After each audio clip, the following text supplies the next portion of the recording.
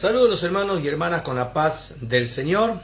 Amén. Bueno, nuevamente nos encontramos aquí con el estudio de la palabra, con este seminario bíblico que tenemos en nuestra institución, que tenemos, bueno, por la misericordia de Dios y la gracia de nuestro Señor Jesucristo, el deseo de poder compartir la palabra, de enseñar las Escrituras, porque tenemos básicamente el pensamiento de que, bueno, como dice el Señor en su palabra, mi pueblo perece por falta de conocimiento. Nosotros, por la gracia de Dios, nos hemos dado cuenta de que esa necesidad hay que suplirla, ¿sí? Para eso está la manera de poder compartir las Escrituras con el estudio bíblico de la palabra. Amén, dándole sentido a la palabra. Y bueno, seguimos con este tema que estamos compartiendo, que es sobre la iglesia de Cristo. Y como, bueno, venimos diciendo a modo de repaso, cada vez que nos encontramos a través de la transmisión del Facebook de nuestra iglesia, la iglesia está comparada por el Señor como un edificio, amén, ya que, bueno, la declaración de Pedro fue la siguiente, ¿no?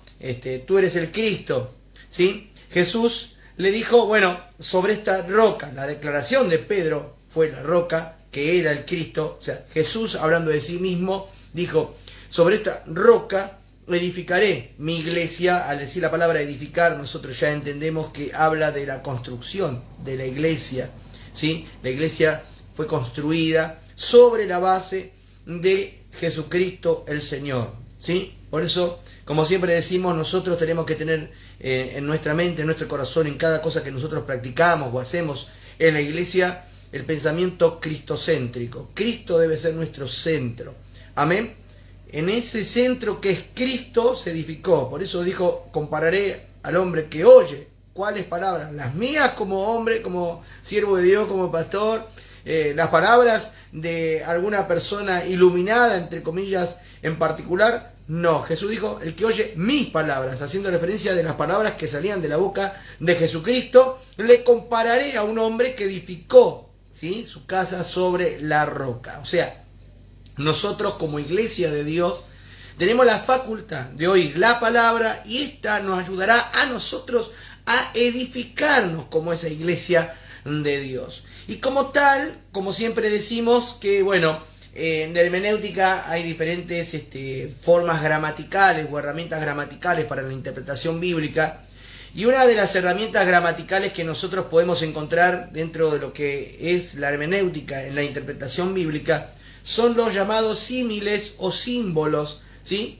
Donde justamente un símbolo ¿para qué sirve en la interpretación bíblica? Bueno, un símbolo es una cuestión que no viene a ser específicamente la que se le está representando, pero sí en el símbolo se encuentran, en su mayoría, un montón de características que comparten con aquello que se está comparando, ¿sí? Por eso, si bien nosotros, la iglesia, somos nosotros, el que te está hablando, tú que me estás oyendo, que has aceptado a Cristo en tu corazón, no nos transformamos de manera literal en una construcción, ¿sí?, como la que nosotros hoy podemos tener en nuestras casas. Como usted está viendo, acá atrás mío están las paredes, ¿sí?, de mi casa, bueno, revestida, ¿sí?, arriba el cielo raso, etcétera. Bueno, no es que nosotros nos vamos a convertir literalmente en un edificio, sino yo tengo que extraer de la comparación que hizo Jesús ciertas características.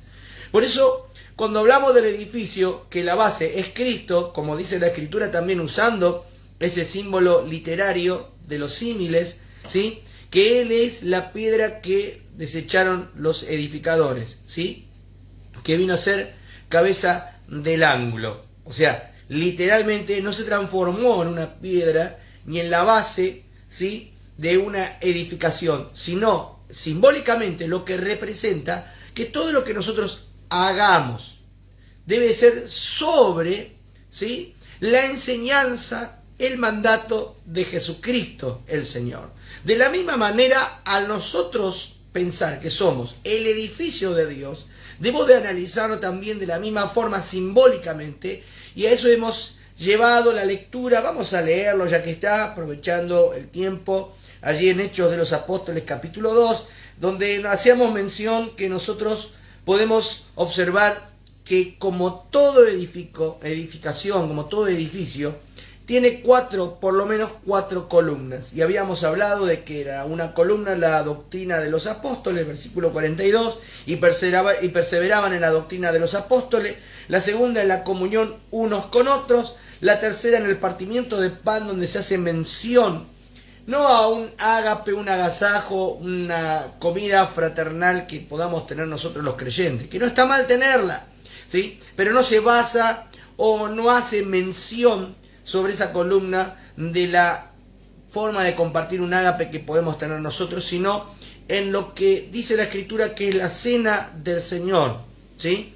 Ese acto de conmemoración que se ha instituido para que nosotros, mes por mes, una vez al año o cada 6 meses, como usted desea hacerlo, como lo practique en su congregación, lo que sí nosotros tenemos que tener en cuenta, como dijo Jesús, que esto lo teníamos que hacer en nombre de Jesucristo hasta que Él venga. Amén. Y la cuarta columna que estamos compartiendo de este edificio que somos nosotros es la oración.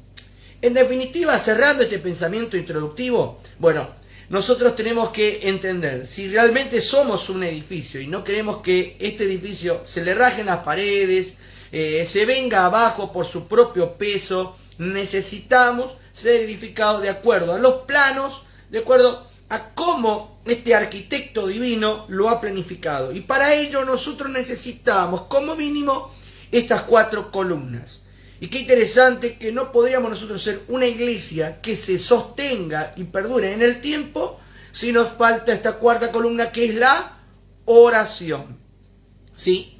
Y ya habíamos hecho el estudio, ya habíamos hablado de que la oración tuvo un paulatino desarrollo y revelación desde el Antiguo Testamento hasta lo que es la finalización del Nuevo Testamento. A través de las Sagradas Escrituras encontramos en la historia y en el desarrollo de la oración diferentes matices que nos llevaban primeramente a pensar de que no cualquiera podía orar, sino que tenía que ser la persona importante o la que tenía mayor predominancia dentro de un círculo o de un pueblo o una ciudad, etcétera. Por eso, por lo general, eran los patriarcas los que oraban a favor de su casa, y vimos ya con ese simple ejemplo de Job, amén, que él tenía la facultad y también la autoridad para poder interceder hacia sus hijos, su esposa, etcétera.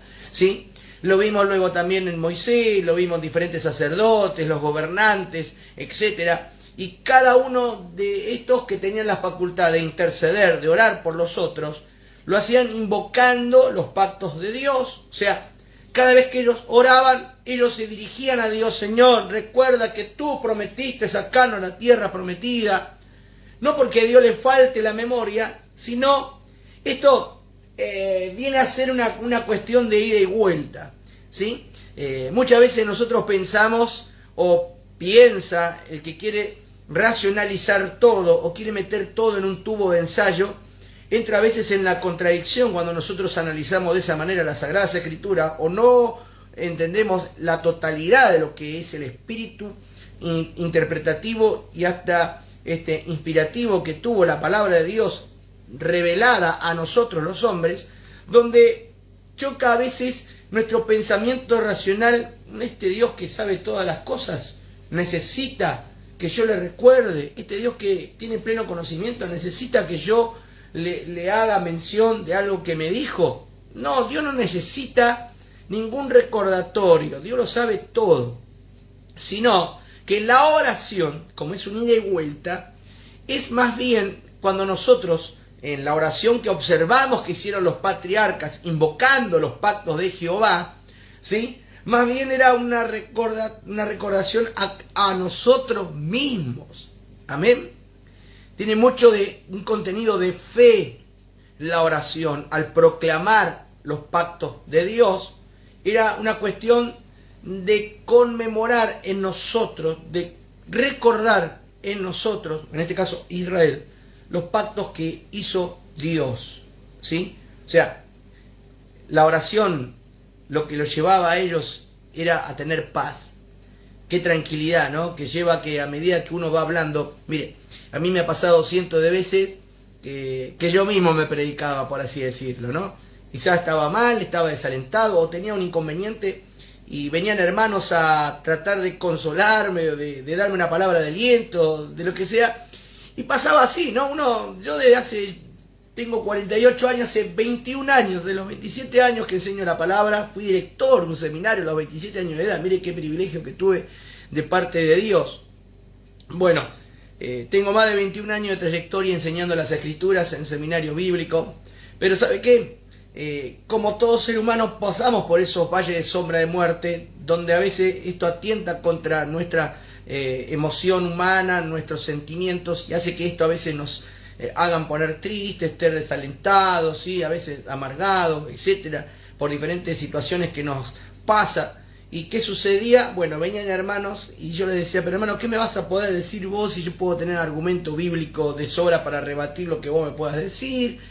Y cuando empezaba a hablar y comenzaba a conversar con ellos, ¿sí? En una ida y vuelta, aunque a veces lo tornaba como si fuera un monólogo de mi parte, ¿sí? Me terminaba predicando a mí mismo. Y se reían los hermanos y me terminaba riendo yo. ¿Por qué?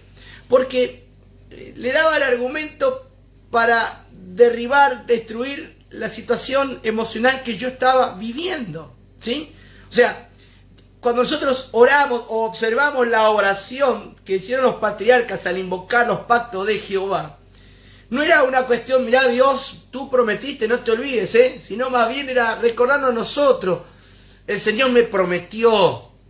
Y si Él me prometió, yo tengo que saber que Él no es hombre para que mientan, hijo de hombre para que se arrepientan. Una autoconsolación utilizando los pactos que están revelados en las Sagradas Escrituras. O sea, cuando nosotros oramos y entendemos la eficacia de la oración, no es solamente por una cuestión de ser contestada la petición, sino vemos que en ella, cuando nosotros la practicamos, cómo ésta nos edifica si lo hacemos conforme a los modelos y a los ejemplos que nos revelan las Sagradas Escrituras. O sea, encontramos que hay hasta consolación, hay renovación de nuestra fe, un levantamiento de ánimo, con solamente comenzar a invocar los pactos de Jehová el Señor. Y como Dios sabe esto, nos dio este modelo y nos fue revelando gradualmente a través de la revelación bíblica cómo es de beneficiosa la oración. Amén. Bueno, hablamos sobre invocar los pactos de Jehová, sobre su carácter santo, siempre teniendo en cuenta que nosotros ante la oración que iniciamos debe haber una disponibilidad de nuestro corazón y también debe de haber una vigilancia en nuestro corazón de que nosotros nos estamos dirigiendo a alguien que no es cualquiera, ¿sí? A veces nosotros cuando estamos en familia podemos llegar a hablarnos coloquialmente, viejita, ¿cómo andás? Sí, decime. Bueno, a mí me dice Pichi, mi esposa. Sinceramente no me gusta que me digan Pichi, pero bueno, ella por la confianza, de manera coloquial me dice Pichi, ¿qué querés? ¿Sí? O sea, tenemos una manera coloquial de poder conversar entre nosotros.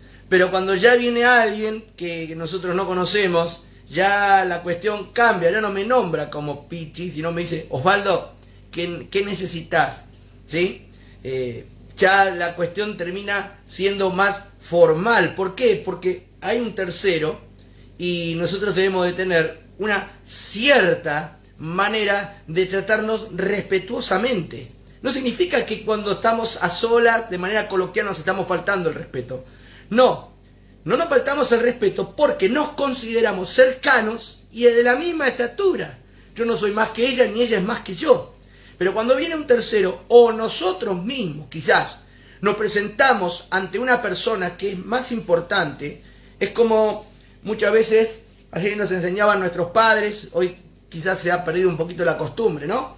Donde, mirá, nunca tutees a un hombre mayor o a una mujer mayor. A los mayores siempre dígale usted. Así por lo menos me enseñaron a mí cuando yo era niño, ¿sí? Y cada vez que venía una persona mayor a casa o yo me encontraba con alguien mayor, le decía, usted que desea, y la persona era la que me concedía, no me digas usted, me hace sentir viejo, tuteame, decime por mi nombre, etcétera. Pero era la persona, lo que era la persona en sí, lo que a mí me hacía dirigirme a ella con un grado de respetuosidad, ¿sí? Diferente al que quizás podría llegar a tener con mi esposa o con alguien menor que yo.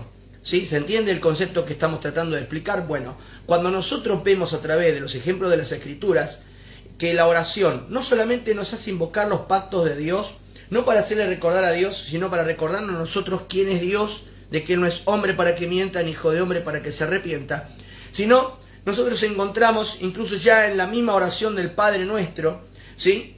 Santificado sea tu nombre, donde nosotros por medio de la oración nos concientizamos y nos damos cuenta del carácter sagrado y santo que tiene Dios. O sea, no nos dirigimos a un igual que nosotros. No nos dirigimos tampoco a alguien que tiene que estar sujeto a nosotros. Hay personas que creen que Dios tiene que estar sujeta a nosotros por lo que nosotros hacemos. Quizás no de manera consciente, no me malinterprete, porque usted me puede rebatir y decir, no, pero ¿quién puede ser tan irrespetuoso? Conozco y he visto de todo. Pero sí puedo llegar a decir en la generalidad que a veces inconscientemente lo hacemos. ¿En qué sentido?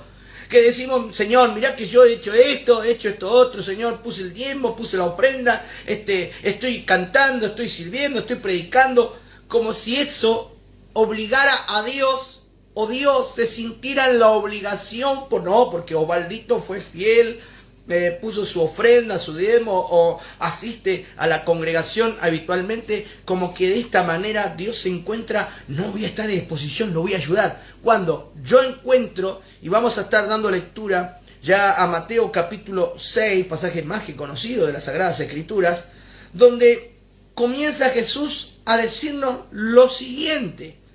Jesús dice así en el versículo 9. Vosotros pues oraréis así. Como dice, Padre nuestro que estás en los cielos. ¿Sí? O sea, comienza la oración primeramente reconociendo quién es Dios, qué es Dios. ¿Sí? Cuando yo encuentro aquí este sustantivo, Padre, amén, puedo interpretar que es Padre porque tiene hijos. ¿Sí? Porque no todos los que son hombres llegan a ser padres. Solamente somos padres cuando nosotros tenemos la facultad de concebir hijos. Lo mismo que todas las mujeres no son madres, sino son madres cuando tienen la posibilidad de engendrar hijos. ¿Se entiende el concepto? Entonces, cuando Jesús dice, vosotros oraréis así, Padre nuestro, ya nosotros estamos reconociendo que Él nos hizo y no nosotros a nosotros mismos. Cuando nosotros decimos Padre nuestro en la oración, cuando esta comienza de esta forma, Padre nuestro, lo que estamos nosotros declarando y reconociendo es que hay una estatura diferente, ¿sí? Cuando decimos nosotros nuestro, lo que estamos anunciando es que es mi Padre, que es tu Padre, amén. O sea, alguien que vivió antes que nosotros y que por su voluntad nosotros fuimos engendrados, ¿sí? O sea, ya desde la oración, por eso decíamos que los antiguos hacían mención del carácter santo de Dios, ¿sí?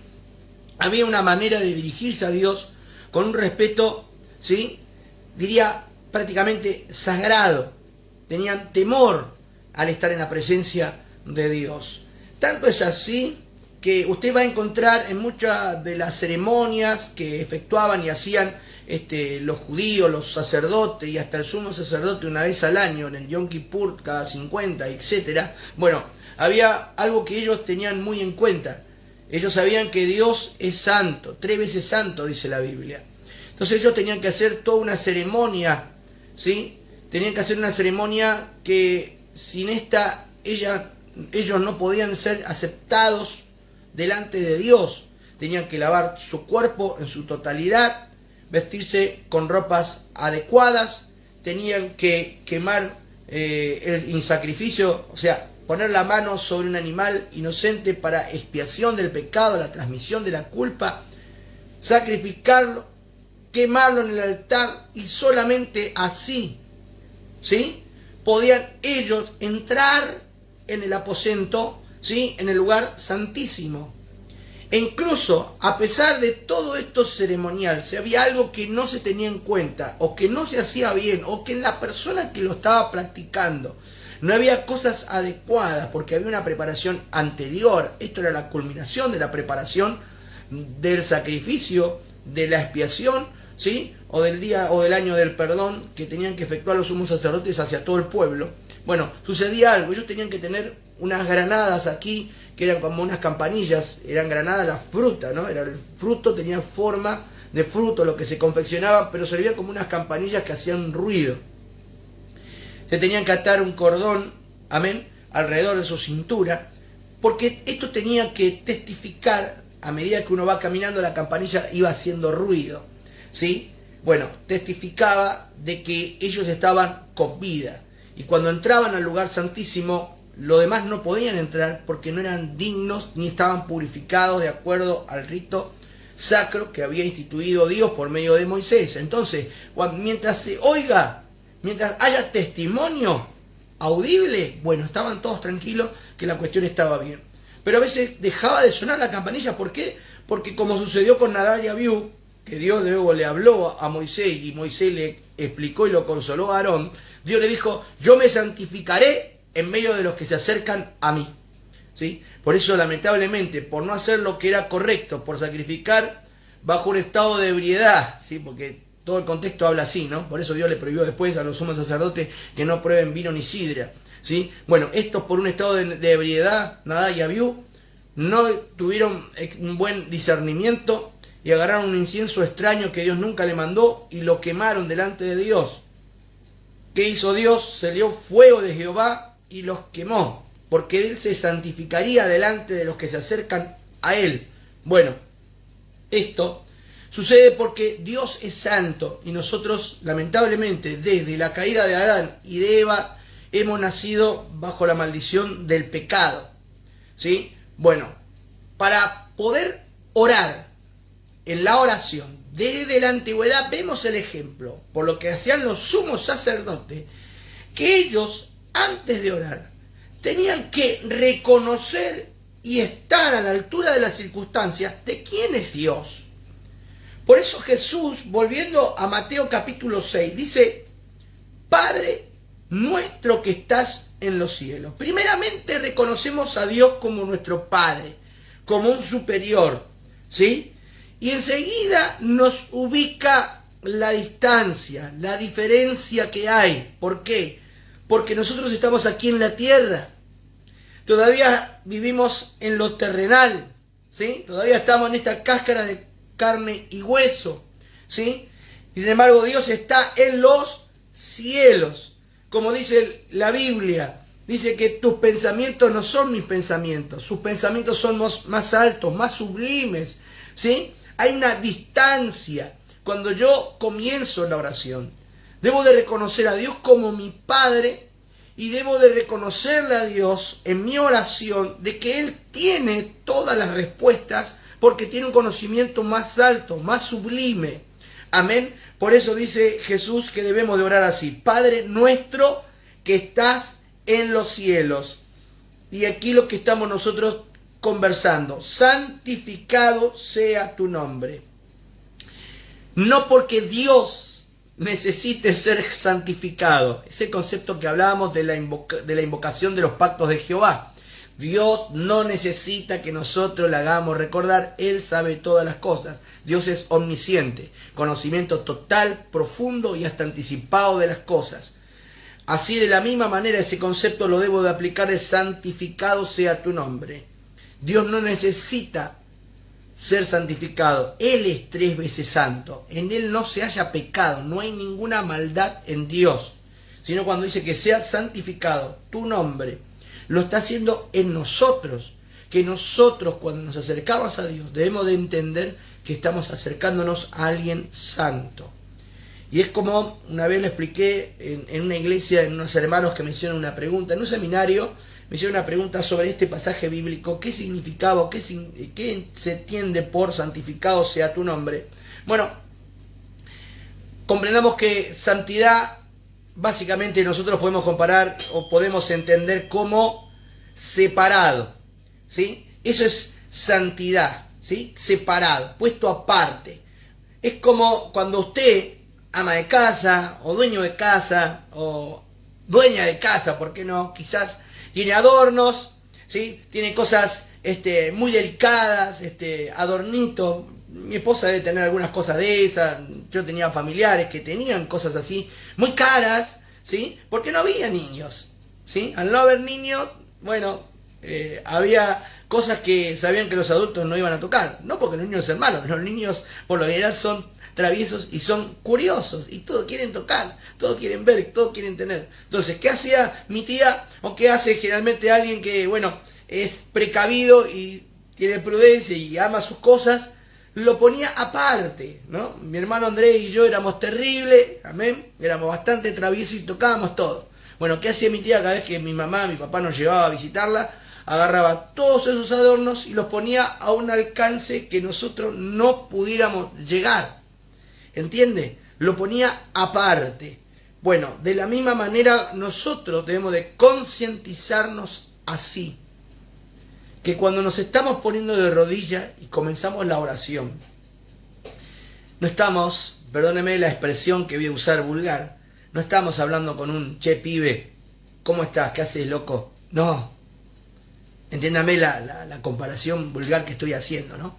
No nos estamos dirigiendo a alguien cualquiera.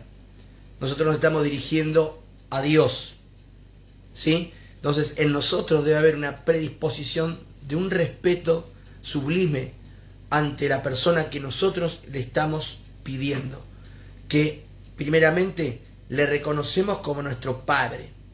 Vemos la diferencia que hay entre Él y nosotros, porque Él está en los cielos, nosotros aquí aún en la tierra. Y al decir santificado sea tu nombre, nos estamos dando cuenta de que, mire, se puede prender fuego todo lo que está a nuestro alrededor, se puede caer la tierra, los bancos, las sillas, rajar las paredes, no sé, el ejemplo que a usted se le pueda llegar a venir a su mente o a su corazón. Yo si estoy hablando con Dios, no debe haber nada que me distraiga, ¿no? Que yo estoy haciendo la oración y de repente me acordé que no apagué la televisión o está la televisión prendida y escucho un gol, a ver quién hizo el gol. No, hermano, estamos hablando con Dios, estamos hablando con nuestro Padre que está en los cielos, ¿sí? Y si realmente nosotros queremos que nuestra oración sea eficaz, y en algo que estamos explicando, volviendo atrás, ¿sí?, al principio de este estudio, que estábamos hablando que compara a Dios la iglesia como un edificio. Bueno, esta necesita como mínimo, dijimos, de 4 columnas. ¿Para qué? Porque la columna sirve para sostener. ¿Cómo nosotros nos vamos a sostener como creyentes, como iglesia de Dios, si no tenemos este concepto bien arraigado? ¿Sí? De que nosotros debemos de orar a Dios de una manera que Él nos dice que es agradable, no a lo que a mí me parece, no como quien habla con cualquiera, sino entendiendo que Él es nuestro Padre, ¿sí?, que es 3 veces santo, y nosotros, mire, tenemos la posibilidad de hablar con Él, ¿sí? Bueno, lo que estoy diciendo pareciera que nos aleja, sin embargo no es así, no es el concepto de querer alejar. Tampoco debemos de que nos lleve a la racionalidad, porque hay varios conceptos, existen varias ramas interpretativas, está la humanística, y dentro de la humanística, dentro de las ramas interpretativas, estamos hablando de ramas interpretativas teológicas, ¿sí? Está dentro de la humanística una rama de ella que es el racionalismo. Y en el racionalismo ellos tienen ciertas posturas. Por ejemplo, ellos enseñan que la oración es irrazonable. ¿Por qué? Porque ellos presentan a un Dios omnisciente que sabría mejor que el hombre que ora aquello que éste necesita. Y vamos a leer, porque en parte podemos decir que se basa en una verdad. Pero como una vez explicó mi pastor, el diablo no viene con una mentira flagrante, ¿sí? Viene con medias verdades, porque si es una mentira burda y absurda, es fácil de descubrir, sino que utiliza medias verdades, que es la manipulación de la verdad, objetando cosas que son indispensables para que la verdad sea completa, para confundir, para llevar al error. Entonces, vamos a leer el libro de los Salmos. Salmo 139, un salmo más que conocido de la palabra de Dios, que es uno de los salmos que más usamos por lo general para enseñar sobre los atributos de Dios. Bueno, el Salmo 139, versículo 3 y 4, dice así la palabra de Dios. Mire lo que dice la Escritura. Has escudriñado mi andar y mi reposo, y todos mis caminos te son conocidos. Pues, preste atención, aún no está la palabra en mi lengua, he aquí, oh Jehová, tú la sabes toda.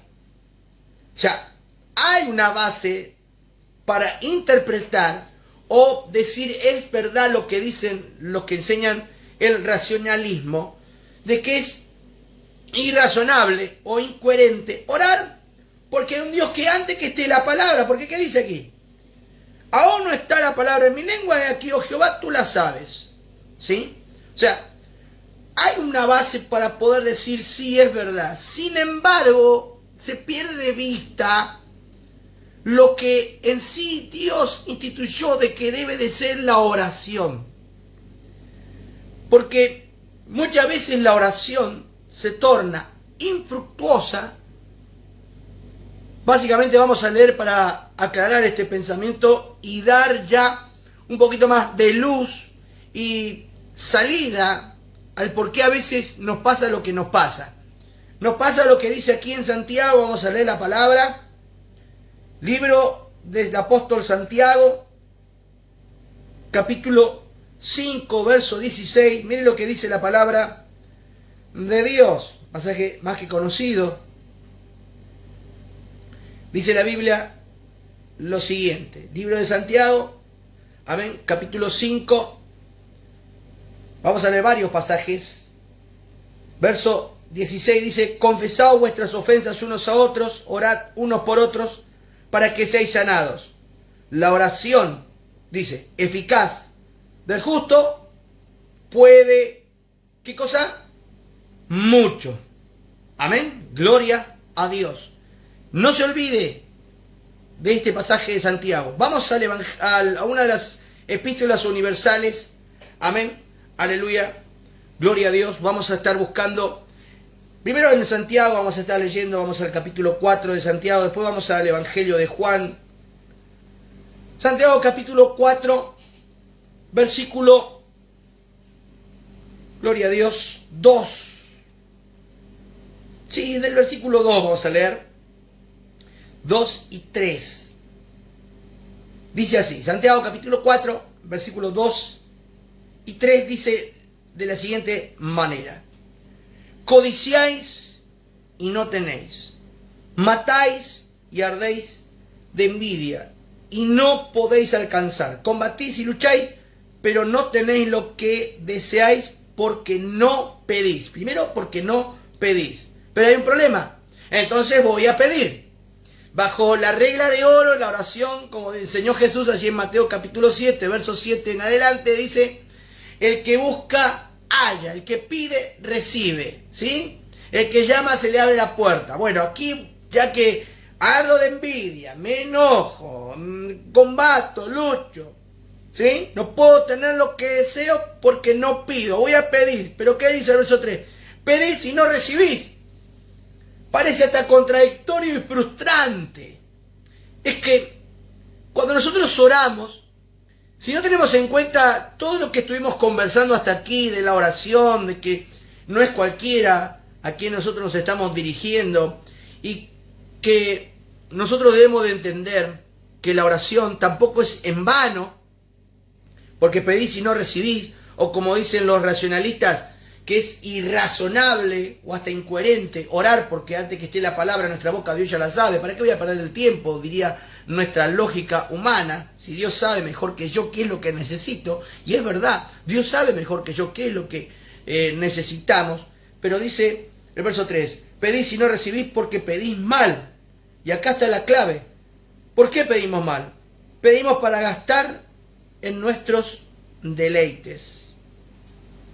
O sea, básicamente nosotros usamos la oración, dijimos que la oración eficaz del justo puede y mucho. Cuando no puede es porque dejamos de ser justos. Es el carácter. Cuando nosotros decimos santificado sea tu nombre, no hacemos a Dios santo. Él es santo. Sino que nos damos cuenta que nosotros debemos de apartarlo de todas las cosas que nos rodean. Y en cierta forma nosotros debemos de estar también apartados de todas las cosas que nos rodean cuando estamos delante de Dios. Justificados pues por la fe, dijo Jesús, tenemos paz para con Dios. ¿Cómo puedo yo orar si no tengo fe? ¿Cómo puedo orar si no le creo a Dios? Cuando la Biblia dice que sin fe es imposible agradar a Dios. O sea, no voy a orar por las dudas. Voy a orar porque creo que Dios es 3 veces santo, todopoderoso. Amén, aleluya. Y por ende es el único que realmente me puede salvar, que puede rescatarme de esta situación. ¿Sí? Pero hay algo importante a tener en cuenta. Lea conmigo, le dije que íbamos a leer uno de los evangelios. Leemos en el Evangelio de Juan, Evangelio según San Juan, capítulo 14. Vamos a estar dando lectura. Miren lo que dice la Biblia. Algo que yo debo de entender en la oración. Dice así. San Juan capítulo 14, versos 13 y 14, dice la palabra de Dios de la siguiente manera.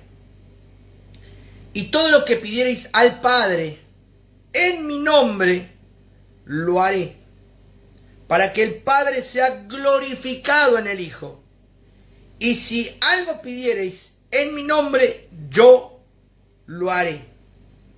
Es interesante entender, no porque hay una fórmula mágica infalible, sino empezamos a entender el concepto de la oración cuando yo comienzo a darme cuenta que interviene más de uno, de que aquí hay una cuestión de que se discute, no porque yo me voy a poner a pelear con Dios, aunque podemos algunos pensar y agarrar, no, pero si Jacob cambió, no caminó como era antes, e incluso se cambió el nombre por Israel porque peleó con Dios. Sí, podemos pelear en la oración, pero no en el sentido de que yo lo voy a doblegar y lo voy a convencer porque pude con él, sino de pelear en el sentido de que yo me doy cuenta de que tengo que perseverar.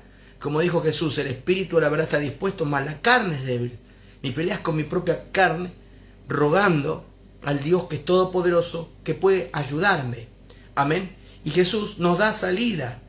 Nos da una salida de que yo al pedir en nombre de Jesús, estoy doblegando mi yo. Porque a veces nosotros tenemos la tendencia de la oración. Señor, tú tienes que hacer esto porque yo soy tal. ¿Cuántas veces nosotros tenemos esa tendencia de creernos porque logramos algo, porque tenemos un ministerio, porque hicimos muchas cosas, tenemos el derecho de poder reclamar? Cuando en realidad de la única manera que tenemos derecho es en nombre de Jesús. Jesús es el que logró los derechos. Él hizo los méritos. Porque usted y yo no hemos muerto por nosotros, ni tampoco por los pecadores, ni por nadie más. El único que hizo los méritos para ser usted y yo salvos fue Cristo al morir tomando nuestro lugar en la cruz. ¿Entiende lo que estamos hablando? Por eso cuando oramos, dice Jesús, y todo lo que pidieres al Padre en mi nombre, lo haré. Amén. Para que el Padre, ¿qué dice? Sea glorificado en el Hijo. O sea, nada de lo que nosotros podemos estar peticionando a Dios debe ser con un espíritu de soberbia, de decir, Señor, te obligo porque yo hice esto, mirá que yo soy fulano, Dios se ríe de tus méritos y los míos, hermano.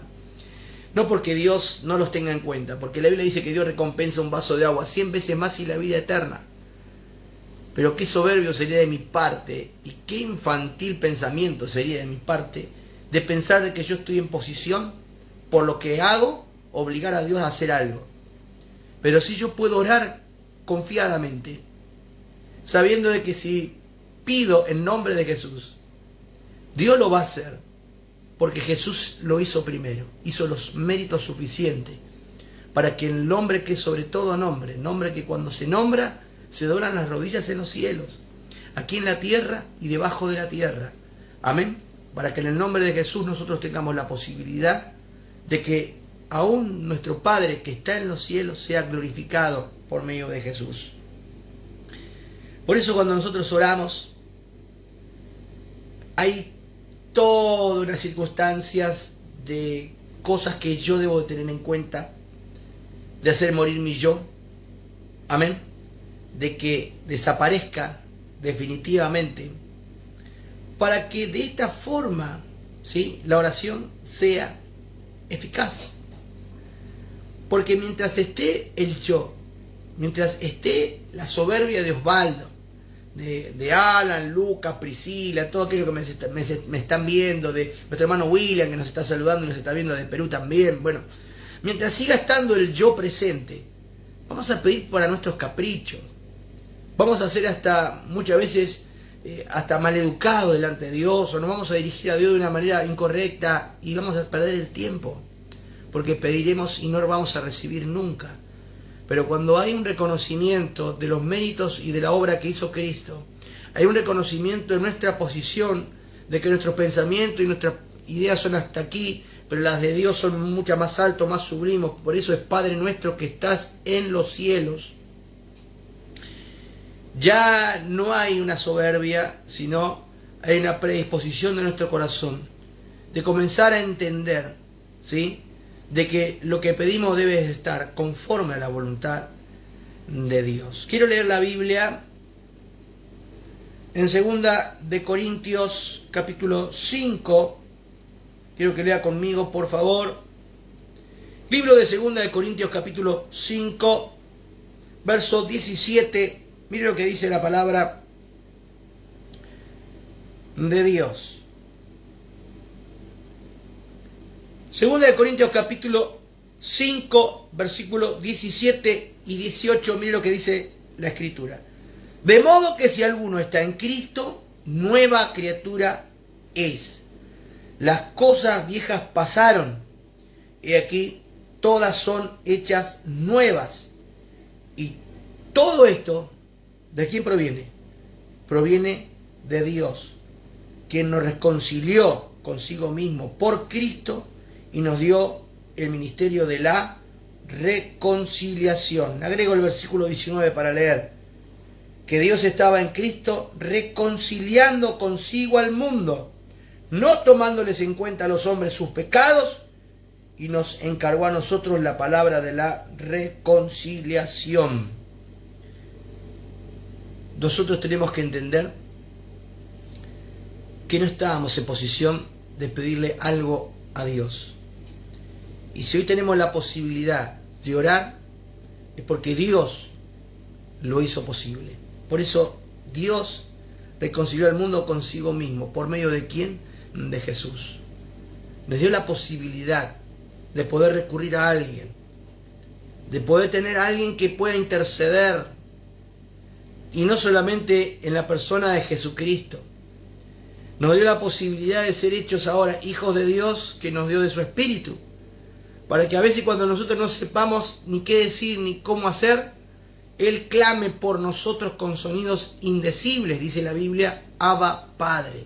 O sea, qué maravilloso que es poder orar, comprender el poder de la oración, porque puede y mucho, como leíamos allí en Santiago, porque todo lo que pidiéramos en el nombre de Jesús nos sería hecho, nos sería concedido, pero bajo este pensamiento, para que no sea una vana repetición, como podíamos haber leído también allí en Mateo capítulo 6, los primeros versículos. Jesús está hablando de que no seamos como los hipócritas que oran en las plazas para que todos los hombres los observen y los aplaudan, o creer que por la vana repetición seríamos oídos. No es por insistencia, no es por repetición, no es, hermano y hermana, por una fórmula que yo le pueda enseñar. Es cuando nosotros entendemos a quién nos estamos dirigiendo. Cuando entendamos que hay una disposición en el corazón de Dios. Porque si no hubiese tenido una buena disposición hacia nosotros, todos nosotros hubiésemos sido consumidos, dice la Biblia. Pero nunca decayeron sus misericordias, sino que se renovaron cada día, cada mañana. e hizo algo, nos proveyó de un Salvador, Jesucristo, para reconciliar con Él al mundo. Hoy nosotros, usando esa fórmula y ese método de Dios, tenemos la posibilidad también de orar de la misma manera, estando Jesús en nuestra oración, presente delante de nuestro Padre que está en los cielos, reconociéndonos a nosotros, que nosotros sin Él nada podemos hacer y que necesitamos de nuestro Salvador para poder tener, gloria a Dios, aleluya, una salida y una respuesta.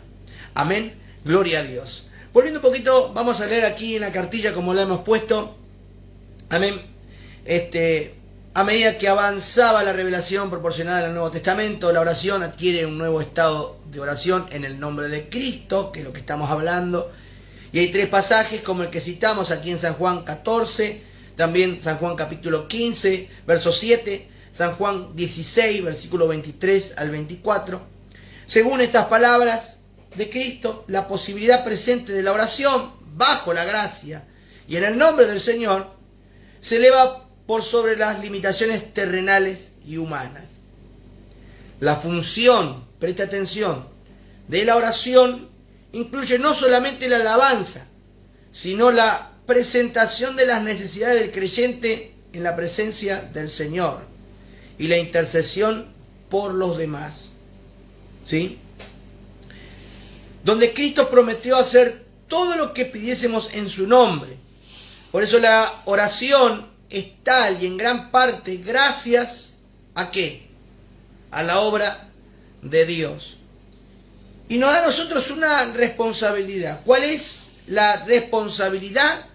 Bueno, la responsabilidad es que nosotros cuando oremos conforme a la voluntad de Dios. No por mi capricho, mi deleite, no por cosas superfluas, sino sobre cosas que son necesarias. Sobre la premisa del mismo capítulo 6, que Él sabe de qué cosas tenéis necesidad. Buscad primeramente el reino de Dios y su justicia y las demás cosas serán dadas por añadidura. Sino entender que la oración es para la iglesia un pilar para orar por aquellos que no tienen la posibilidad que tiene usted de comunicarse con Dios. Usted y yo tenemos la posibilidad de hablar con Dios. Y podemos hablar con Dios, como dijo Jesús, como dice los mismos apóstoles en el Nuevo Testamento. Tenemos la posibilidad de acercarnos al trono de la gracia confiadamente, donde hallar el oportuno socorro. ¿Pero por qué? Antes ellos con temor y temblor, porque no podía llegar a servir, no podía hacer las circunstancias propicias y las campanillas dejar de sonar, porque había muerto aquel que tenía que interceder y orar por el pueblo. ¿Por qué? Porque falló la santificación. Pero esto no consiste en lo que usted y yo podamos hacer. Esto es hoy la posibilidad de comunicarnos y estar en la presencia de Dios por lo que Cristo hizo por nosotros. Amén. Entonces, si Cristo hizo por nosotros lo posible para que usted y yo podamos estar santos, porque nos dirigimos a un Dios santo, hoy nosotros estamos confiados para acercarnos a este Dios santo. Y nos lo da la posibilidad de acercarnos para justamente practicando el amor, orar por los que no pueden. Orar por los que están perdidos. Orar por los que no han hallado todavía la luz en medio de su oscuridad, donde las tinieblas no le dejan ver la salida. Pero tú un día sí fuiste iluminado por la salvación y hoy tienes la posibilidad de interceder por los otros. ¿Sabe lo que va a hacer Dios? Dios, viendo su oración, su petición e intercesión por los demás, suplirá todas las necesidades. Donde dice, cumple el Salmo 139, versículos 3 y 4. Que sin que haya falta que yo se las nombre, Él la va a estar concediendo. ¿Por qué? Porque si cuida así de los pajarillos, si cuida así de los juncos, si cuida así de las aves y de todo lo que está en su creación, ¿cuánto más cuidará de nosotros? El problema es que a veces somos hombres de poca fe, pero la oración eficaz del justo puede y mucho. Vamos a orar en esta noche. Vamos a hacer honra a esta enseñanza que estamos teniendo a lo largo de estos martes sobre el poder de la oración, de interceder los unos por los otros, de que esta oración sea eficaz, de que sepamos de que tenemos la posibilidad de hablar con Dios, que Él está con su oído presto, que simplemente nosotros lo que tenemos que hacer es dirigirnos con humildad a Dios. Padre, en tu presencia estamos, Señor, orando y clamando a ti, oh Dios, Rey de poder y misericordia. Te doy gracias, Señor, en esta noche que hemos tenido aquí, Señor, la enseñanza de tu palabra, hemos compartido, Señor, aquí la Biblia, Señor, y el estudio con mis hermanos, Señor.